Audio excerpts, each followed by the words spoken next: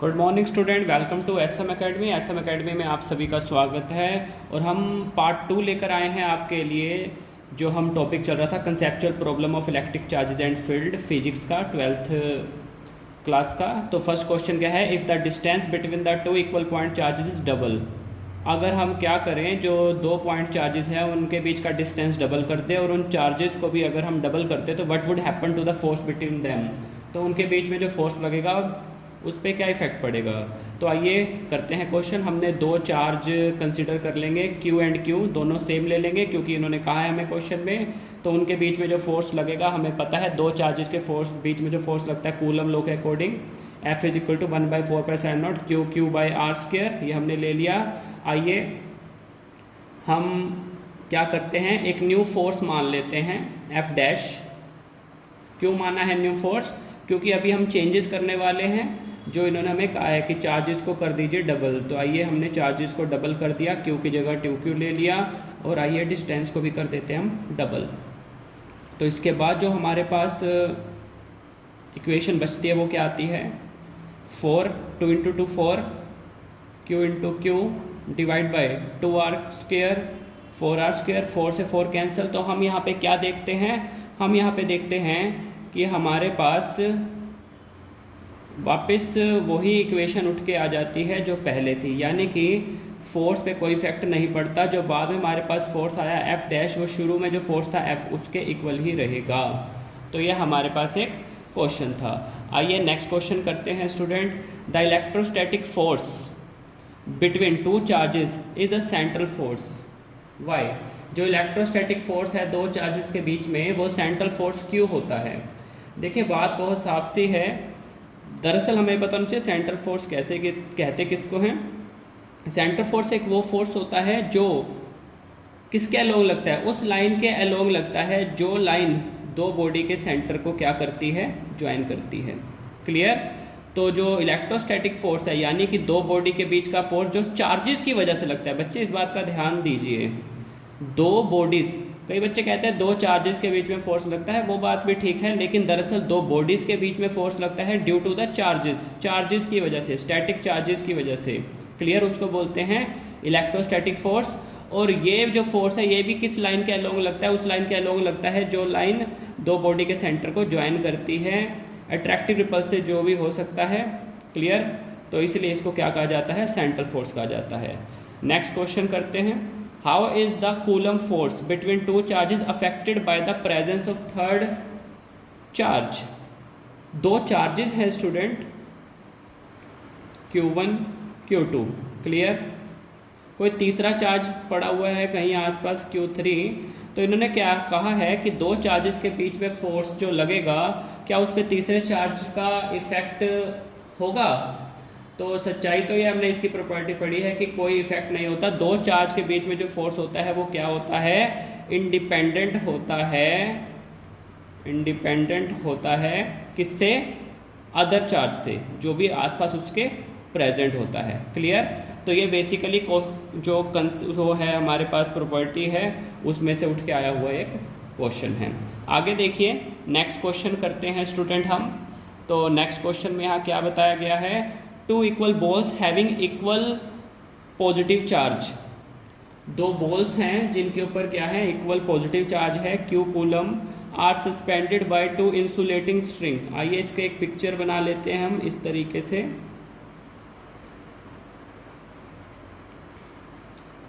Of equal length, ये जो string है, ये जो धागे, जिस धागे से जिस रस्सी से लटका हुआ है, इनकी लेंथ इक्वल है, L ये मान लेते हैं हम। What would be the effect on the force when a plastic sheet is inserted between two? अगर इन दो के बीच में क्या करें, हम प्लास्टिक की शीट को इंसर्ट करा दें। मान लीजिए हमने प्लास्टिक की शीट रख दी है, तो क्या इफेक्ट बढ़ेगा इसके ऊपर, इफेक्ट क्या होगा, इन दो बॉडी के फोर्स के बीच में इफेक्ट क्या होगा, ये हमें बताना है। देखिए बात बहुत साफ सी है। दरअसल होगा क्या, जो K की वैल्यू है प्लास्टिक के लिए, दरअसल वो क्या है, ग्रेटर देन 1 होती है। इसकी वैल्यू 1 से ज़्यादा होती है। क्लियर? और जो एयर की होती है उसकी वैल्यू 1 के इक्वल ही मान लीजिए। तो हुआ क्या, यानी कि के की वैल्यू प्लास्टिक के केस में ज़्यादा है किसके मुकाबले, एयर के मुकाबले। क्लियर है, के की वैल्यू प्लास्टिक के केस में ज़्यादा होती है एयर के मुकाबले। और हम एक और चीज़ जानते हैं यहाँ पर कि जो के होता है स्टूडेंट, जो के होता है वो इन्वर्सली प्रोपोर्शनल होता है किसके, एफ के। तो सीधी सी बात है, के की वैल्यू बढ़ेगी तो फोर्स क्या हो जाएगा, घट जाएगा। यानी कि प्लास्टिक शीट लगाने के बाद जो दो फोर्स होगा इसके बीच में, दो बॉल्स के बीच में, वो क्या कर जाएगा, वो डिक्रीज कर जाएगा। क्लियर है, जो फोर्स होगा वो डिक्रीज कर जाएगा। क्यों, क्योंकि के की वैल्यू बढ़ जाएगी। क्लियर है स्टूडेंट। आइए नेक्स्ट क्वेश्चन करते हैं। Force between 2 point charges kept at a distance D apart in air is F. दो चार्जेस हैं Q1 Q2, हमने दो चार्जेस मान लिए, डी डिस्टेंस पर हैं। क्लियर, इनके बीच में जो फोर्स लग रहा है वो कितना लग रहा है, F। If the charges are kept at the same distance in water, अगर इन्हीं चार्जेस को सेम दूरी पर अगर हम वाटर में रख दें तो फोर्स पे क्या इफेक्ट पड़ेगा। How does the electric force between them change, तो फोर्स कैसे चेंज होगा ये हमको बताना है। सीधी सी बात है, जो डाइलेक्ट्रिक कांस्टेंट है फॉर वाटर, वाटर के लिए डाइलेक्ट्रिक कांस्टेंट की वैल्यू क्या है, 80 है। क्लियर, और हमें रिलेशनशिप पता है क्या होता है। अगर हम डाइलेक्ट्रिक कांस्टेंट के की बात करें तो वो होता है एफ एयर अपॉन में एफ वाटर। यानी कि हमारे पास अगर यहाँ से हमको वाटर के केस में फोर्स निकालना है तो वो किसके इक्वल आएगा, एफ एयर अपॉन में के, यानी कि एफ बाय 80। क्लियर, तो यहाँ से हमें साफ इस रिलेशनशिप से पता लग रहा है कि जब हम वाटर में रख देंगे दो बॉडीज़ को तो जो फोर्स लगेगा वो कितना हो जाएगा, जितना एयर में पड़े हुए फोर्स लग रहा था उसका 1/80 हो जाएगा। क्लियर, आ रही है बात समझ में। तो इस तरीके से हमारे पास ये एक फॉर्मूला है जो कि काफ़ी ज़्यादा इम्पोर्टेंट है। एफ वैक्यूम अपॉन में एफ मीडियम का हमने डाइलेक्ट्रिक कांस्टेंट का फॉर्मूला निकाला था, तो इस फॉर्मूले को आपने अच्छे से करना है स्टूडेंट। क्लियर, इसके बाद the dielectric constant of water is 80, what is it's permittivity. Dielectric constant हमें दे रखा है वाटर का, तो उसकी क्या बतानी है, हमें परमिटिविटी बतानी है। तो आपको पता होगा डाइलेक्ट्रिक कांस्टेंट का एक और फॉर्मूला होता है, ये तो था फोर्स के फॉर्मूला, ऐसे ही एक फॉर्मूला परमिटिविटी के केस का आता है, एप्सिलॉन अपॉन में एप्सिलॉन नॉट। ये फॉर्मूला याद रखेंगे, very very very very very important formulas ये दोनों ही फॉर्मूले। दरअसल ये फॉर्मूला इसी से ही ड्राइव हुआ था, जो कि जब डेरिवेशन के वीडियो में आप जाके देख सकते हैं। क्लियर, तो दरअसल हमारे पास यहाँ पर निकालना हमको क्या है, dielectric constant water is 80, what is it's permittivity. Permittivity निकालनी है वाटर की, यानी कि मीडियम की, तो हमने एप्सिलॉन निकालना है, वो किसके इक्वल आ जाएगा, क्रॉस मल्टीप्लाई करके के एप्सिलॉन नॉट के इक्वल आ जाएगा। के की वैल्यू फिक्स होती है 8.854 इंटू 10⁻⁻12 इंटू 80। क्लियर, तो इसको सोल्व करके हमारे पास आंसर आता है 7.083 इंटू 10⁻⁻10। तो इस तरीके से इसका आंसर आता है। इसके बाद give an example to illustrate that electrostatic forces are much stronger than gravitation forces. हमने एग्जाम्पल दे के बताना है कि जो इलेक्ट्रोस्टैटिक फोर्स है वो ज़्यादा स्ट्रॉन्ग है ग्रेविटेशन फोर्स से। तो बहुत सिंपल सी बात है, क्या करेंगे हम, कागज़ के टुकड़े लेकर उसको क्या करते हैं, हम छोटे छोटे टुकड़ों को ज़मीन पे हम गिरा देते हैं, ज़मीन पे गिरा देंगे तो अर्थ और जो एक कागज़ के टुकड़े हैं इनके बीच में जो फोर्स लगेगा वो कौन सा फोर्स होगा, इनके बीच में जो फोर्स होगा वो ग्रेविटेशनल फोर्स होगा। क्लियर, अब एक चार्ज रोड हम लेके आएंगे, एक चार्ज रोड है और इस चार्ज रोड और कागज़ के टुकड़ों के बीच में जो फोर्स लग रहा होगा वो कौन सा फोर्स होगा, वो होगा फोर्स इलेक्ट्रोस्टैटिक फोर्स।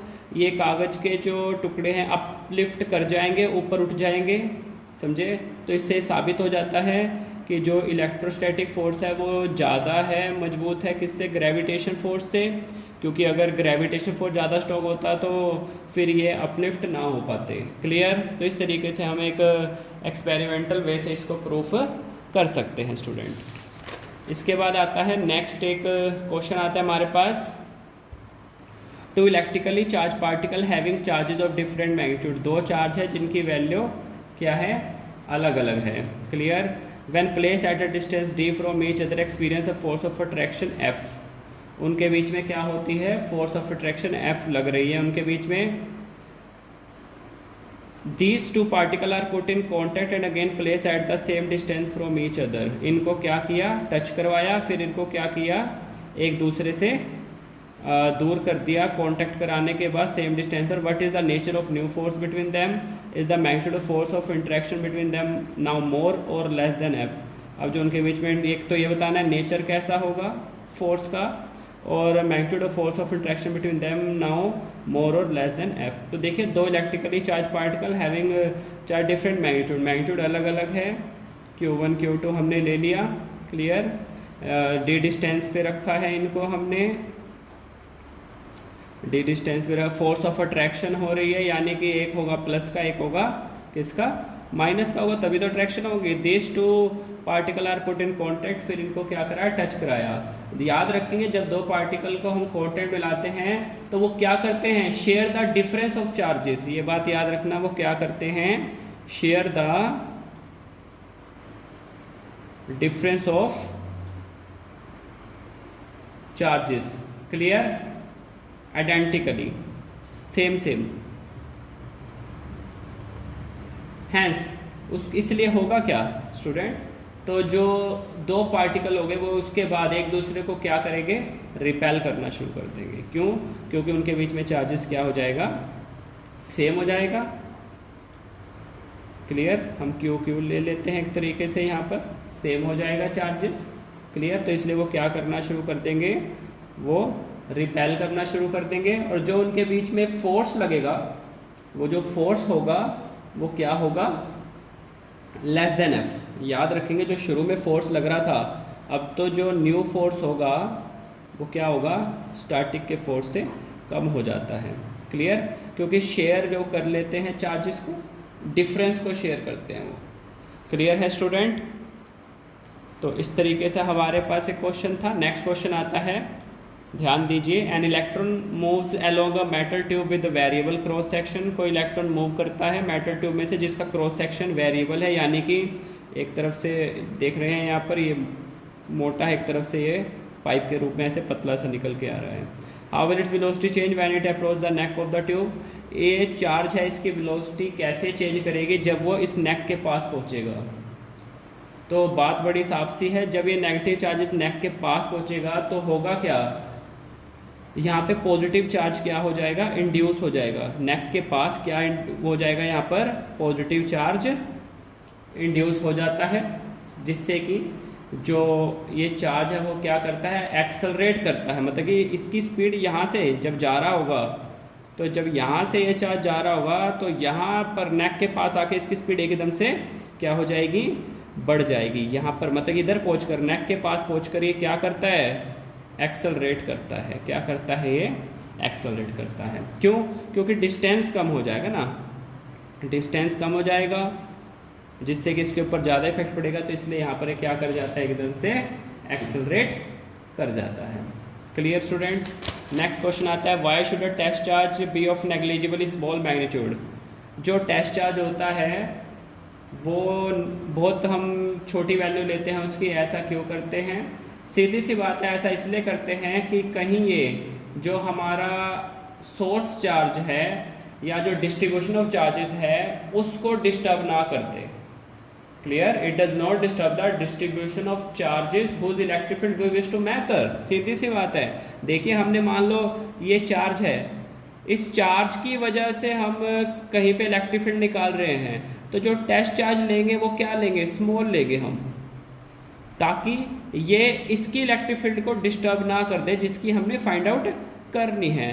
तो इसलिए हम क्या करते हैं, आपने फॉर्मूला भी देखा होगा, इलेक्ट्रिक फील्ड का फॉर्मूला हम कैसे लिखते हैं, force per unit test charge, और साथ में हम ऐसे लिखते हैं limit q naught tends to zero, यानी कि जो हमारा टेस्ट चार्ज है वो क्या होना चाहिए, बहुत ज़्यादा स्मॉल होना चाहिए। Clear student? तो ये कंसेप्ट था इसमें। आगे, in defining electric field due to a point charge the test charge has to be vanishingly small, वही वाली बात बताई जा रही है जो भी पढ़ी है। How this condition can be justified when we know that charge less than that on an electron और a proton is not possible. तो देखो इसमें थोड़ा सा मोल्ड करके बताया है।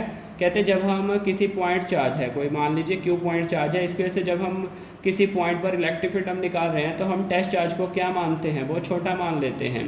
हाउ दिस कंडीशन कैन, कैसे कंडीशन जस्टिफाई किए जा सकते हैं, जब हम जानते हैं कि चार्ज कभी भी इलेक्ट्रॉन से तो छोटा या प्रोटॉन से तो छोटा चार्ज कभी हो ही नहीं सकता। क्लियर है? तो ये बात यहाँ पे पूछी है, बात इनकी भी सही है, लेकिन दरअसल बात है क्या, जो हमने टॉपिक पढ़ा था चार्ज क्वांटाइजेशन का, क्लियर, उसके अकॉर्डिंग हम कहते हैं कि जो क्यू नोट है ना, क्यू नोट कभी भी ई से वैल्यू कम नहीं हो सकती। क्लियर?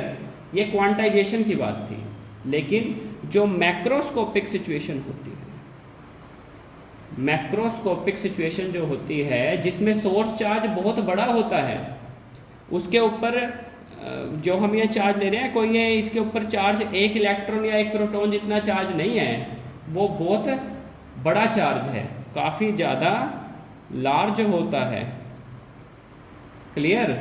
एक इलेक्ट्रॉन प्रोटॉन के मुकाबले। तो इसलिए जो ये लिमिट हम लेते हैं q naught tends to zero, तो इसको जस्टिफाई किया जा सकता है। इसलिए जस्टिफाई किया जा सकता है, इसका मतलब ये नहीं है कि ये चार्ज हमारा एक इलेक्ट्रॉन या एक प्रोटॉन के चार्ज से कम होगा। दरअसल सच्चाई ये है कि हमारा सोर्स चार्ज इतना बड़ा है। कोई बच्चा ये सोच के बैठा है कि भाई सोर्स चार्ज एक इलेक्ट्रॉन जितना हो गया, एक इलेक्ट्रॉन के चार्ज जितना, तो क्यू नोट मेरा उससे भी छोटा हो जाएगा, जो कि संभव नहीं है। नहीं, सच्चाई ये है कि ये एक इलेक्ट्रॉन के जितना नहीं होता, ये बहुत बड़ी वैल्यू होती है, क्योंकि मैक्रोस्कोपिक के केस में हम लेते हैं। क्लियर? आगे, what is the advantage of introducing the concept of electric field. Electric field बताने का क्या फ़ायदा है? दरअसल सच्चाई ये है कि अगर हम किसी पॉइंट पे हम इलेक्ट्रिक फील्ड की वैल्यू जानते हैं, मान लो ये कोई पॉइंट है, अगर हमें यहाँ पर हमें इलेक्ट्रिक फील्ड की वैल्यू पता है, तो हम क्या निकाल सकते हैं कि इस पॉइंट पे अगर कोई चार्ज होगा उसको कितना फोर्स महसूस होगा। सीधी सी बात है, एक फॉर्मूला होता है F is equal to q into E. यदि हमें किसी पॉइंट पे इलेक्ट्रिक फील्ड की जानकारी प्राप्त है तो हम ये पता लगा लेंगे उस पॉइंट पर कि अगर चार्ज पड़ा होगा तो उसको कितना फोर्स महसूस होगा। क्लियर? नेक्स्ट हमारे पास क्वेश्चन आता है, how do charges interact. Charge interact करते कैसे हैं? मान लीजिए एक ये चार्ज है, एक ये चार्ज है, आपस में कैसे इंटरेक्ट करेंगे ये? तो सच्चाई ये है, ये इंटरेक्ट करते हैं किसकी वजह से? Electric field. दरअसल ये अपने आसपास एक ऐसा एटमॉस्फेयर क्रिएट कर देते हैं कि ये दूसरे चार्ज पे क्या करना शुरू करते हैं, तो इनका एक तरीके से जो मीडियम है वो इलेक्ट्रिक फील्ड ही है। इलेक्ट्रिक फील्ड की वजह से वो एक दूसरे से इंटरेक्ट करते हैं। क्लियर?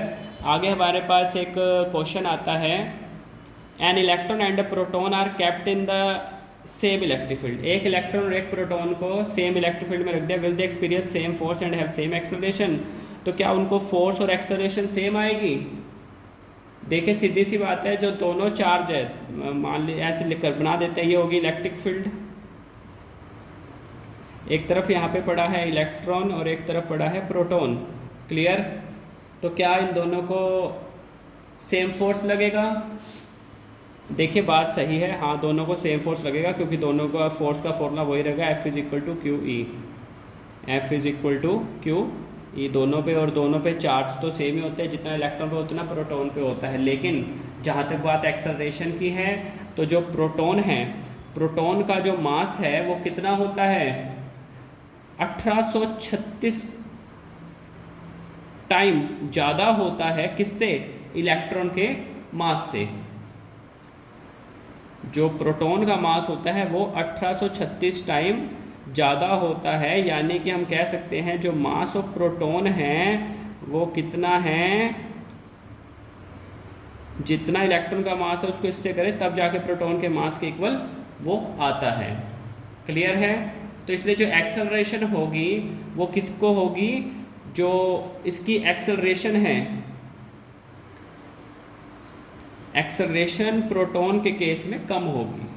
क्लियर, क्योंकि इसका मास ज़्यादा है। कितनी होएगी प्रोटॉन के केस में एक्सेलरेशन, जितनी इलेक्ट्रॉन को एक्सेलरेशन होगी उसका 1/1836 इतनी वैल्यू आएगी यहाँ पर। क्लियर है स्टूडेंट? ओके, तो दरअसल फोर्स तो चार्ज के ऊपर देख लेते हैं हम, चार्ज दोनों का सेम है, लेकिन जब बात एक्सेलरेशन की होती है तब हम मास चेक करते हैं, और मास में काफ़ी फ़र्क होता है प्रोटॉन के मास और इलेक्ट्रॉन के मास में। आगे आता है why direction of an electric field is taken outward for a positive charge and inward for a negative charge. ये तो हमने देखा ही हुआ है, ऐसे बनाते भी हैं हम। पॉजिटिव चार्ज की वजह से इलेक्ट्रिक फील्ड ऐसे बाहर की तरफ ले लेते हैं, और नेगेटिव चार्ज की वजह से इलेक्ट्रिक फील्ड ऐसे अंदर की तरफ ले ली जाती है। लेकिन सवाल पूछा गया है कि वाई ऐसा करते क्यों है। ये एक बेसिकली कन्वेंशन है। ये क्या है? एक कन्वेंशन है कि जो इलेक्ट्रिक फील्ड की डायरेक्शन होती है वो सेम होती है जितना फोर्स किसी यूनिट पॉजिटिव चार्ज को लगता है। याद रखेंगे ये बात, किसी यूनिट पॉजिटिव चार्ज को जो फोर्स लगता है वो डायरेक्शन हम लेते हैं। क्लियर? अब आप ऐसा करो, अब आप इस पॉजिटिव चार्ज के पास किसी यूनिट पॉजिटिव चार्ज को रखोगे तो वो रिपल्शन होगी, बाहर की तरफ जाएगा, इसलिए इलेक्ट्रिक फील्ड की दिशा भी बाहर की तरफ ले लेते हैं। इससे बनी है ये कन्वेंशन। ये नोट करने वाली बात है, बहुत इंपॉर्टेंट बात है कि किसी पॉजिटिव चार्ज को फोर्स किस दिशा में लग रहा है वही हम ले लेते हैं इलेक्ट्रिक फील्ड की डायरेक्शन। अगर आप ये मान लीजिए कोई नेगेटिव चार्ज है, इसके पास नेगेटिव चार्ज को पॉजिटिव चार्ज को रखेंगे तो वो इसको क्या करेगा, उसको फोर्स इधर की तरफ लगेगा, अंदर की तरफ, इसलिए इलेक्ट्रिक फील्ड भी ले लेते हैं अंदर की तरफ। तो इस कन्वेंशन पे वर्क करते हैं कि किसी यूनिट पॉजिटिव चार्ज को फोर्स किस डायरेक्शन में लगता है वही हम इलेक्ट्रिक फील्ड की डायरेक्शन ले लेते हैं। ये कन्वेंशन है। आगे देखिए, a charge particle is free to move in an electric field, will it always move along an electric field. Question है कि कोई चार्ज पार्टिकल है वो फ्रीली मूव कर रहा है इलेक्ट्रिक फील्ड में, तो क्या वो हमेशा इलेक्ट्रिक फील्ड के अलोंग मूव करेगा? तो देखिए, हमें एक चीज़ पता है कि जो line of force tangent at any point two the line of force हमें क्या बताता है? Direction of electric field. कोई लाइन ऑफ फोर्स है, इसके किसी भी पॉइंट पे जो हम टेंजेंट ड्रॉ करते हैं तो ये क्या बताता है? ये हमें इलेक्ट्रिक फील्ड की डायरेक्शन बताता है।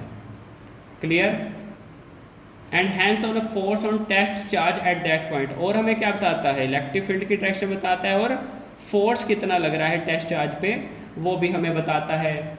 अगर कोई चार्ज पार्टिकल स्टार्ट होता है रेस्ट से तो वो क्या करेगा? मूव करेगा along the line of force. सीधी सी बात है, अगर कोई रेस्ट से स्टार्ट हो रहा है, अगर रेस्ट से स्टार्ट हो रहा है तो वो क्या करेगा? अलोंग चलेगा, along line of force, along line of force. If it is in motion and move initially at an angle with the line of force. याद रखें, अगर वो क्या है? मोशन में है और वो शुरू में किसी एंगल पर जा रहा है लाइन ऑफ फोर्स के साथ, तो resultant path is not along the, तो उसका जो रिजल्टेंट पार्ट होगा वो लाइन ऑफ फोर्स के अलोंग नहीं होगा। ये बात याद रखनी है कि अगर रेस्ट से चल रहा है तो वो along the line of force जाएगा, लेकिन वो अगर मोशन में है और किसी एंगल पर आ रहा है वो with the line of force, जो लाइन ऑफ फोर्स है उसके साथ किसी एंगल पर आ रहा है, then resultant path is not along the line of force, तब वो लाइन ऑफ फोर्स के अलोंग नहीं चलेगा। यानी कि अगर मोशन पे है और किसी एंगल पे मूव कर रहा है तब वो not along the line of force, तब वो लाइन ऑफ फोर्स के अलोंग नहीं आएगा। रेस्ट से चल रहा है तो लाइन ऑफ फोर्स के अलोंग आएगा, और अगर मोशन पे है और एंगल पे जा रहा है लाइन ऑफ फोर्स के तो वो along the line of force नहीं चलेगा। क्लियर? नेक्स्ट क्वेश्चन आता है, small test charge is release at rest at a point in an electrostatic field configuration. किसी इलेक्ट्रोस्टैटिक फील्ड के अंदर एक स्मॉल टेस्ट चार्ज को हमने छोड़ दिया, will it travel along the line of force. क्या वो लाइन ऑफ फोर्स के अलोंग ट्रैवल करेगा? तो अभी हमने पढ़ा भी है इससे related, no, not necessarily, sorry लिखना पड़ेगा हमें यहाँ पर, हम नो नहीं लिख सकते, नॉट नेसेसरली जरूरी नहीं है, क्योंकि चल भी सकता है नहीं भी चल सकता। समझे? The test charge will move along the line of force only if it is a straight line. अगर स्ट्रेट लाइन है तब तो वो चल लेगा along the line of force, क्योंकि जो लाइन ऑफ फोर्स है वो क्या बताता है, direction of acceleration, not that of velocity. याद रखेंगे कि जो लाइन ऑफ फोर्स है बेसिकली वो हमें क्या बताता है, डायरेक्शन ऑफ एक्सेलरेशन बताता है, not that of velocity, velocity नहीं बताता। क्लियर है बात, जो लाइन ऑफ फोर्स है हमें डायरेक्शन बताता है एक्सेलरेशन की, ना कि वेलोसिटी बताता है। क्लियर। आगे, why do charges reside on the surface of the conductor, जो चार्जेस होते हैं वो कंडक्टर के सरफेस पर ही क्यों रहते हैं, ऐसा क्यों होता है।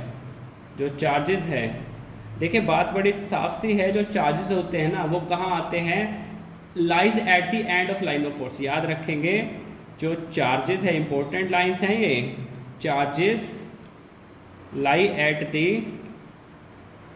End of line of force. और ये जो लाइन ऑफ फोर्स होता है इसकी टेंडेंसी होती है क्या करने की, contract in length, length wise एक कॉन्ट्रैक्ट करता है।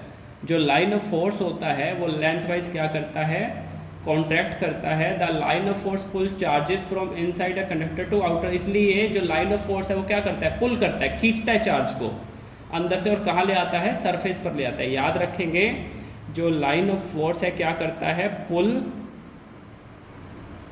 Charges from inside a conductor to its outer surface, उसको उसके आउटर सरफेस पर वो क्या करता है, खींच लेता है। क्यों, क्योंकि वो कॉन्ट्रैक्ट करता है इन लेंथ, लेंथ वाइज वो क्या करता है, कॉन्ट्रैक्ट करता है, इसलिए एक तरीके से वो क्या करता है, पुल करता है। ये हमने पढ़ी भी थी प्रॉपर्टी। नेक्स्ट क्वेश्चन आता है, why is electric field zero inside a charge conductor, किसी चार्ज कंडक्टर के अंदर इलेक्ट्रिक फील्ड जीरो क्यों होती है। सीधी सी बात है, अभी हमने पढ़ा है, क्योंकि चार्जेस क्या होता है, reside on the surface of conductor. जो चार्जेस होते हैं, charges reside on the surface of conductor, conductor के सरफेस पर रहते हैं, ना कि inside the conductor. Clear, and not inside it, लिख सकते हैं हम, and not inside it. Clear. इसके बाद आता है हमारे पास, why do the electrostatic field lines not form close loop, जो इलेक्ट्रोस्टैटिक फील्ड लाइन है वो क्लोज लूप क्यों नहीं बनाती। सीधी सी बात है, पॉजिटिव से स्टार्ट होती है, नेगेटिव पे ख़त्म होती है, और इन्फिनिटी पे वो फेड कर जाती है किसी आइसोलेटेड चार्ज के केस में। मान लीजिए जैसे पॉजिटिव चार्ज है, नेगेटिव चार्ज है, यहाँ से शुरू होगी, यहाँ पे ख़त्म होगी, तो इस केस में भी जो चीज़ अलग अलग पॉइंट पे एंड स्टार्टिंग एंडिंग है जिसकी, वो लूप तो बना नहीं सकती। और फिर भी अगर कोई मान लो अकेला चार्ज है, उस केस में भी ऐसा नहीं है कि पॉजिटिव से शुरू होकर पॉजिटिव पे आ जाएगी, ये पॉजिटिव से शुरू होगी और इन्फिनिटी पे जाकर फेड कर जाएगी। अब हमें नहीं पता कहाँ जाते हैं कहाँ नहीं, इन्फिनिटी पे चली जाएगी, तो इसलिए क्या हो जाता है, ये क्लोज लूप नहीं बनाता। क्लियर है स्टूडेंट। तो ये हमारे कंसेप्चुअल 20 क्वेश्चन थे, जो कि बिल्कुल आपको कंसेप्ट वाइज विदाउट एनी कोई हमने पिक्चर बनाकर दिखाया है यहाँ पर आपको, ना कि कोई ऐसा कोई थ्योरीज हैं। ये बेसिकली बहुत ही ज़्यादा इंपॉर्टेंट कंसेप्ट, और जैसे आपको समझाए गए हैं क्वेश्चन, जैसे पिक्चर बनाकर इस तरीके से आपको समझाए गए हैं, बीच में कोई एक का आधा जैसे इंपॉर्टेंट लाइंस होती है वो आपको याद रखनी है। क्लियर है स्टूडेंट, और बाकी सारे कंसेप्ट हैं। तो ओके, थैंक यू स्टूडेंट।